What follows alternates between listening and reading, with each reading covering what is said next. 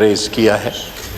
Unfortunately یہ درست ہے، وہ بھی کاشتکار ہیں اور کاشتکاروں کے نمائندے ہیں، اور میں بھی کاشتکار ہوں اور کاشتکاروں کی ہی نمائندگی ہاؤس میں کرتا ہوں. سو یہ مسئلہ نہ صرف جینوئن ہے لیکن کافی ایکیوٹ ہے، اور اس کے لیے حکومت نے مختلف سورسز سے ٹی سی پی کے تھرو امپورٹ کرنے کی جو پروگرام ہے. دنیا میں اس وقت ہر جگہ شارٹیج ہے یوکرین وار کی وجہ سے، جس سے اور چیزوں پہ بھی ہمیں پریشر آ رہا ہے، آئل پہ آ رہا ہے، گندم پہ آ رہا ہے، اس پہ فرٹیلائزر پہ بھی آ رہا ہے. ہم نے چائنا سے ریکویسٹ کی تھی ایز اے اسپیشل کیس.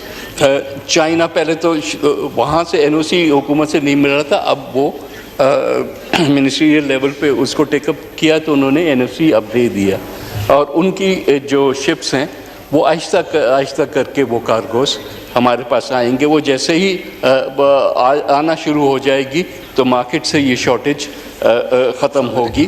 لیکن ظاہر ہے کہ وہ جو گیپ ہے بیچ میں لاجسٹکس کا، جہاں سے وہاں سے نکلیں اور شپس پہنچے اور اس کے بعد منڈیوں تک پہنچے، اس میں جو ٹائم ہے اس میں ہمارے پاس حالانکہ ڈومیسٹک سپلائی ضرور موجود ہیں، لیکن کیونکہ یہ ایک ماحول ایسا بنایا گیا ہے شارٹیج کا، تو اس میں لائنیں بھی لگ رہی ہیں، لوگوں سے رجسٹر پہ بھی لکھایا جا رہا ہے.